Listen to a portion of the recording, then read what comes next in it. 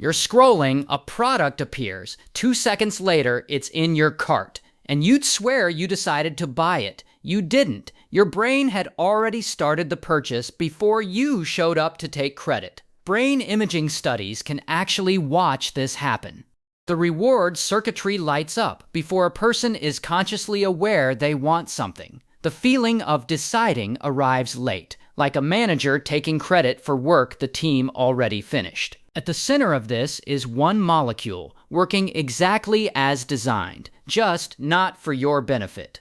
It's the same chemical that kept our ancestors alive, now being weaponized by every app, store, and checkout page you touch. Today, how dopamine turns you into an impulse spender, why the system is rigged to trigger it, and a 30-second trick that breaks the loop. This is Money Mind Lab. We touched dopamine in an earlier video, but here's the part that matters for impulse spending. In 1997, neuroscientist Wolfram Schultz discovered something that rewired how we understand motivation. He was measuring dopamine in the brain while rewards were delivered. At first, dopamine spiked when the reward arrived, but once the brain learned a signal predicted the reward, the spike moved earlier. It fired at the cue, not the reward itself. This is called reward prediction error, and it's the engine of all habit. Dopamine isn't paying you for the reward. It's pushing you toward the thing it has learned predicts a reward. It is, quite literally, a go-get-it signal. Now think about what that means. Your brain has learned that certain cues, a sale banner, a notification, the app icon, the entrance of a mall, predict the reward of acquiring something. So the dopamine fires at the cue before you've seen a single product. You walk in already primed to buy. And neuroscientists Kent Berridge and Terry Robinson found the cruelest twist of all. The brain's wanting system and its liking system are separate. Dopamine drives wanting, not liking, which means you can be powerfully driven to buy something you won't even enjoy. The craving and the satisfaction are run by different machinery. To understand why your phone is so good at this, we need a detour to a casino. In the 1950s, psychologist B.F. Skinner discovered the most powerful reinforcement schedule ever found, the variable ratio. Here's the idea. If you reward an action every single time, the behavior is steady but weak. But if you reward it unpredictably, sometimes yes, sometimes no, never knowing which, the behavior becomes almost impossible to extinguish. That uncertainty is what makes slot machines the most addictive devices ever built. Because remember, dopamine is an anticipation chemical. Unpredictability is dopamine rocket fuel. The maybe is more powerful than the yes. Now look at your phone.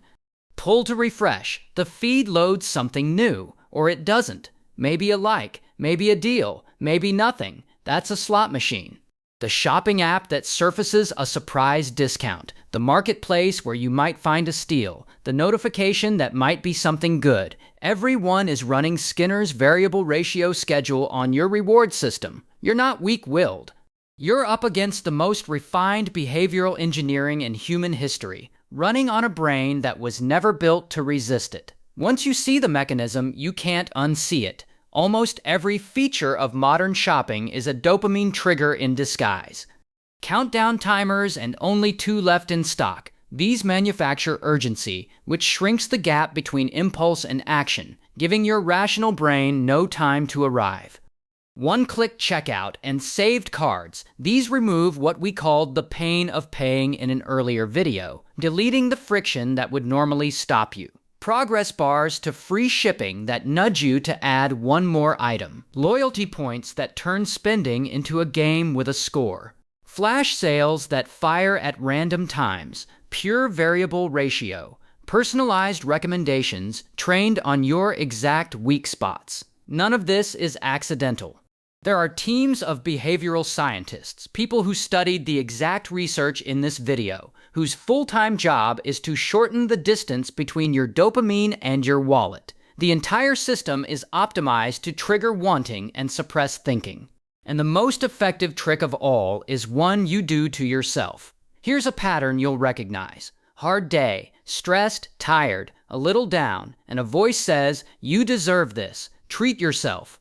This feels like self-care. Neurologically, it's a trap.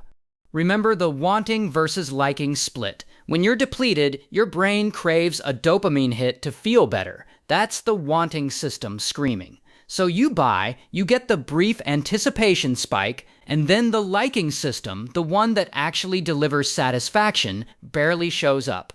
The result, the purchase rarely fixes the feeling because the feeling was never about the product. So the craving returns and the cycle repeats, often with bigger purchases because the last one didn't land.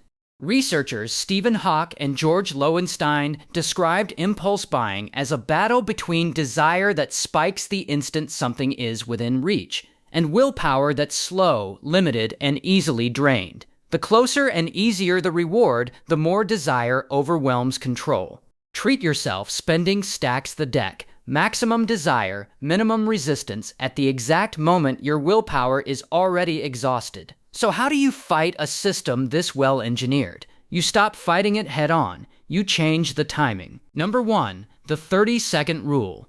The dopamine wanting spike is intense but short. So you don't need iron willpower, you just need to outlast the wave. Before any unplanned purchase, stop for 30 seconds, put the phone down, breathe. That tiny delay lets your slow prefrontal cortex catch up to your fast reward system.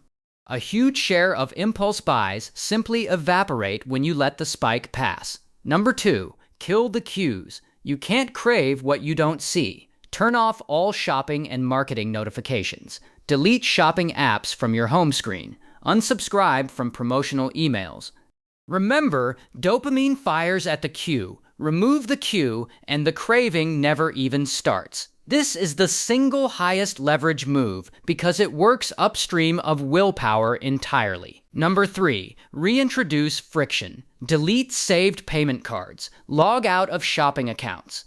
Use a list for anything non-essential and only buy from it once a week. Every extra step you add back is time for wanting to fade and thinking to return. Number 4, schedule the reward. Don't try to ban pleasure. That fails. Instead, give your wanting system a predictable target. Budget a set fun money amount and spend it deliberately on something you've waited for. Planned spending still feels good, but it puts you back on the lever instead of the app. Here's the takeaway. Impulse spending isn't a character flaw. It's a billion-dollar industry exploiting a prediction system that kept your ancestors alive. Dopamine will always whisper, "Go get it." But once you understand that it's selling you the wanting and not the having, you can let the wave pass and keep your money. If this was useful, subscribe. New videos every Tuesday and Friday on the science behind your money decisions. Next up, why smart, educated, rational people still make terrible money decisions, and the brain glitch behind it. See you in the next one.